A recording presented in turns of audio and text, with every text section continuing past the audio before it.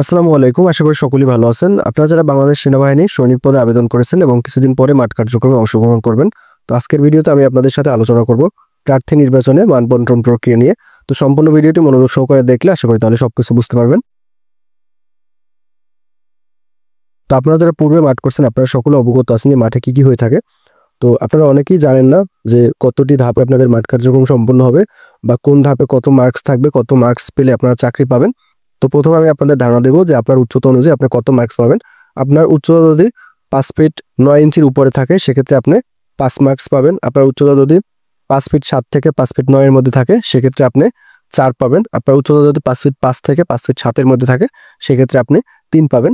এরপর হলো লিখিত পরীক্ষার নাম্বার, অর্থাৎ লিখিত পরীক্ষা মূলত 50 মার্কসের হবে। সেক্ষেত্রে আপনারা যারা লিখিত পরীক্ষায় 40 থেকে 50 এর মধ্যে পাবেন তারা 10 নম্বর পাবেন, এবং যারা লিখিত পরীক্ষায় 30 থেকে 39 এর মধ্যে পাবেন তারা 9 পাবেন। যারা 26 থেকে 29 এর মধ্যে পাবেন তারা 8 পাবেন। যারা 21 থেকে 25 এর মধ্যে পাবেন তারা 7 পাবেন। যারা 16 থেকে 20 এর মধ্যে পাবেন তারা 6 পাবেন।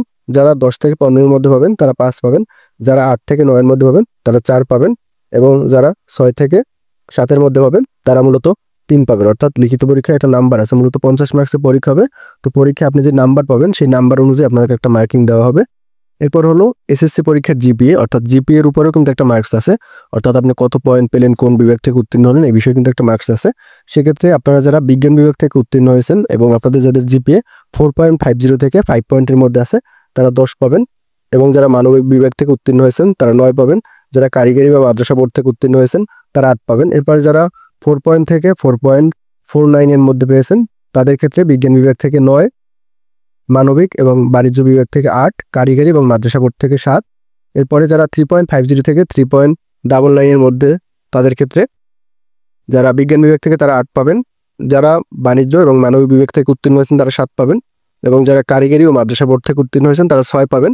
এরপরে আপনাদের যাদের জিপিএ 3 পয়েন্ট থেকে 3.49 এর মধ্যে আছে তাদের ক্ষেত্রে বিজ্ঞান বিভাগ থেকে উত্তীর্ণ প্রার্থীরা 7 পাবেন, মানবিক ও বাণিজ্য বিভাগ থেকে উত্তীর্ণ প্রার্থীরা 6 পাবেন, এবং কারিগরি ও মাদ্রাসা বোর্ড থেকে উত্তীর্ণ প্রার্থীরা 5 পাবেন। এটা মূলত আপনার জিপিএ অর্থাৎ এসএসসির জিপিএর উপরে এই নাম্বারটা নির্ভর করে।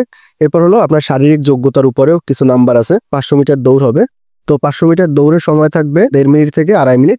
এই সময়ের মধ্যে মূলত আপনাদের 500 মিটার দৌড় সম্পন্ন করতে হবে। সেক্ষেত্রে আপনারা যারা দৌড় 1 মিনিট 30 সেকেন্ডের মধ্যে অতিক্রম করতে পারবেন তারা 10 পাবেন। যারা 1 মিনিট 31 সেকেন্ড থেকে 1 মিনিট 45 সেকেন্ডের মধ্যে সম্পূর্ণ করতে পারবেন তারা 9 পাবেন। যারা 1 মিনিট 46 সেকেন্ড থেকে 2 মিনিটের মধ্যে সম্পূর্ণ করতে পারবেন তারা 8 পাবেন। যারা 2 মিনিট 1 থেকে 2 মিনিট 15 সেকেন্ডের মধ্যে অতিক্রম করতে পারবেন তারা 7 পাবেন, এবং যারা 2 মিনিট 16 সেকেন্ড থেকে 2 মিনিট 30 সেকেন্ডের মধ্যে অতিক্রম করবেন তারা 6 পাবেন। অর্থাৎ দৌড়েও কিন্তু আপনাদের একটা মার্কস আছে। এরপর হচ্ছে বিম 1 মিনিট। এক্ষেত্রে যারা 5টি সম্পন্ন করতে পারবেন তারা 10 পাবেন, যারা 4টি তারা 8 পাবেন, যারা 3টি তারা 6 পাবেন। এরপর হলো পুশ আপ 2 মিনিট। 2 মিনিটে যারা 20টা সম্পন্ন করতে পারবেন তারা 10 পাবেন, যারা 17 থেকে 19টি সম্পন্ন করতে পারবেন তারা 8 পাবেন, যারা 15 থেকে 16টি সম্পন্ন করতে পারবেন তারা 6 পাবেন। এরপর হলো সিট আপ 2 মিনিটে আপনারা যারা 20টি সম্পন্ন করতে পারবেন তারা 5 পাবেন, যারা 17 থেকে 19টি সম্পন্ন করতে পারবেন তারা 4 পাবেন, এবং যারা 15 থেকে 16টি সম্পন্ন করতে পারবেন তারা 3 পাবেন। অর্থাৎ নির্দিষ্ট সময় থাকবে, এই সময়ের মধ্যে আপনি যতগুলো দিতে পারবেন সেই অনুযায়ী মূলত আপনাদের নাম্বার দেওয়া হবে। এখানে মূলত মোট নাম্বার থাকবে 35, অর্থাৎ এখানে যে ইভেন্টগুলোর কথা বললাম এই ইভেন্টগুলো মিলে আপনাদের 35 নাম্বার থাকবে, এবং পাশাপাশি মৌখিক এবং মনস্তাত্ত্বিক এই দুইটা বিষয় মিলে আপনাদের 15 নাম্বার থাকবে। অর্থাৎ টোটাল সকল ইভেন্ট মিলে 50 মার্কসের পরীক্ষা হবে। তো এই 50 মার্কসের মধ্যে যারা সর্বোচ্চ নাম্বার পাবেন তারাই কিন্তু নির্বাচিত হবেন, অর্থাৎ তারাই মূলত সৈনিকে চূড়ান্তভাবে নির্বাচিত হবেন। সেক্ষেত্রে আপনি হিসাব করে নিতে পারেন যে আপনার যোগ্যতা অনুযায়ী আপনি কত মার্কস পাবেন।